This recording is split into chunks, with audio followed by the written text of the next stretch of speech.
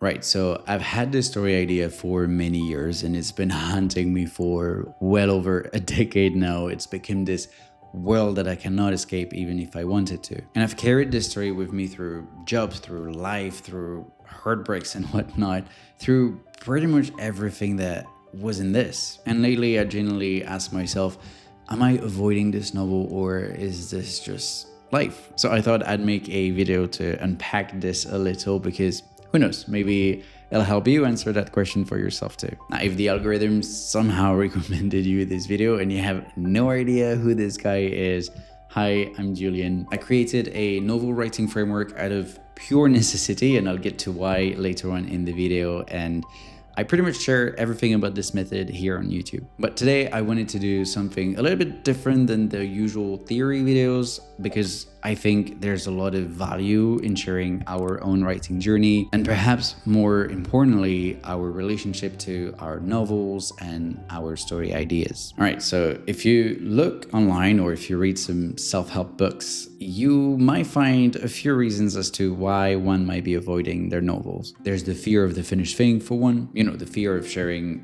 what's pretty much your life work only for it to be criticized. And I remember listening to an interview of Anya Yanagira, and she said something about how she never really reads reviews because she said something around those lines that the good reviews will never be good enough and the bad ones will stay with you forever. And I think that's real for many writers. I'm not sure this is the real reason though, at least not for me. I mean, sure, I'd be bloody disheartened at the first negative review, but I think I'm more excited to reach the finish line than I dread people's opinion. Every time I see one of those videos online where there's a debut author that receives a box full of physical copies of their own novel, I want to get there. It gives me the chills. But that fear of the finished thing might be real to you. It might be the one thing holding you back or one of those. Because more often than not, there's this story that's playing in your head and then there's the story that you're putting on the page. And sometimes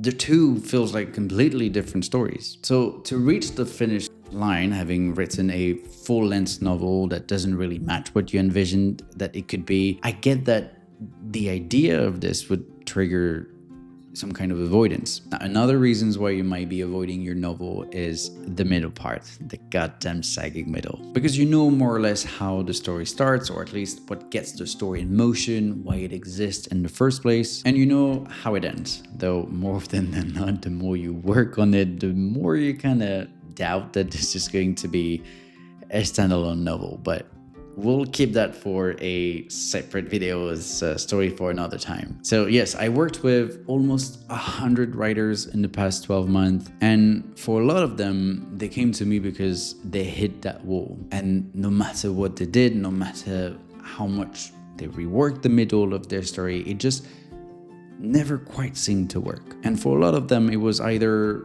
they abandoned the story or they ask for help. And personally, I think abandoning your story is just a terrible idea because it's just going to haunt you for years no matter what, and that's just not worth it. Now, the third reason, and I think this one is definitely holding me back in some ways, is the feeling of running out of time. To have daydreamed about that story for over a decade and reach the end of the journey with nothing to show, which is surreal because in so many cases that should be a driver. It should be the one thing that gets us to our desk every single time that we have a little bit of free time, or at the very least every freaking Sunday morning. And that feeling of running out of time drove me a few years ago to do the one thing that was either the most rational thing you could do, to write a novel, or the most sophisticated avoidance imaginable. You see, when I started writing my novel, I had no idea about story structure. I had intuition,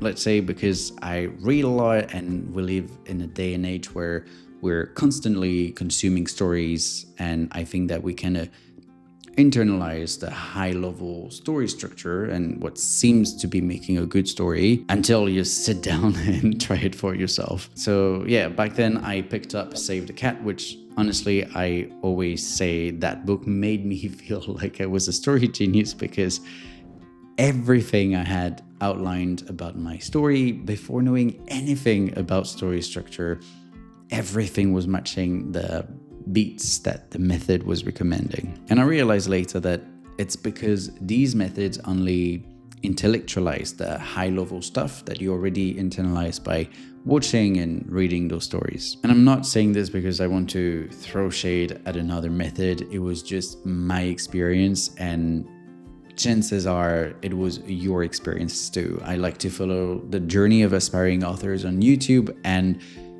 it's always the same. They make a video about outlining their book with Save the Cat or another similar method and how the story is coming together. They're on a deadline to write the first draft, and I can see that they're so excited because I've been there. Method like Save the Cat are flattering your ego in some ways, but eventually there's always a moment, a video where these same aspiring authors talk about how they now have to blow up their book and rewrite it from scratch. And I remember thinking back then, I don't have that kind of time. I have to write a trilogy while juggling a 9 to 5. I can't just write a first draft and see it collapse. It's just no way I'm doing this. So I treated my novel like a research problem, and for context, my background is in academic research, and back then I was working at a tech research company, so I didn't really go blind, if that makes sense. So doing this type of research work for a side project was kind of my definition of fun. So yeah, anyway, I started dissecting not just my favorite novels, but also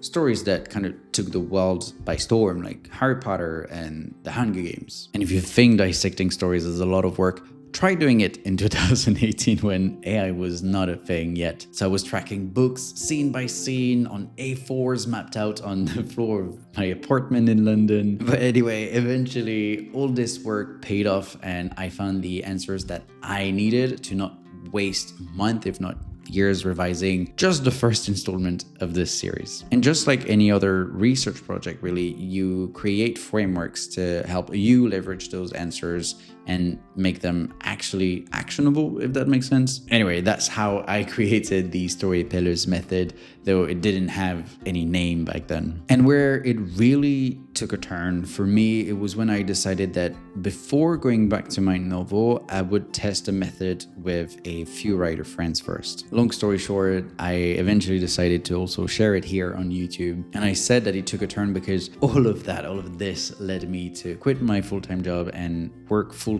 with writers to help them write their novel using the method. And then at the beginning I thought, whoa, this is completely unexpected, but at least I'll have more time for myself, more time to work on my novels, because no more 9 to 5, except I had absolutely no idea how much time building but also running a business on your own take. And now on top of that, I've committed to writing the book on the method first, because hundreds of you have already joined the waitlist for it. And that's not to mention the fact that writing a nonfiction book is, at least to be, a different beast entirely. So just like that, the one thing that I built so that I could get to the finish line with my own novel without spending months, without spending years revising it, became the one thing that is now swallowing my time. So yeah, sometimes I look at all of it and I just can't work out if this is me being responsible, or is this the longest way anyone's ever found to not write a book? Now, don't get me wrong, this is not a video where I tell you that I'm quitting everything, that I will no longer help writers with their novels, and I'm just focusing on my own stuff. YouTube is so much fun, and working with writers is even more fun. But for now, I'm writing the book on the method alongside all of this. And once that's done, once the book is out, then I'll get back to my novel. That's the plan anyway. And I just can't wait to get back to it. So if something came up while you were watching your version of all this, then please share it in the comments. It's always nice to know that you're not the only one. So am I avoiding my novel, or is this just life? I still can't tell, but I can tell you I want to open that box full of physical copies of my own debut novel. And I think you do too.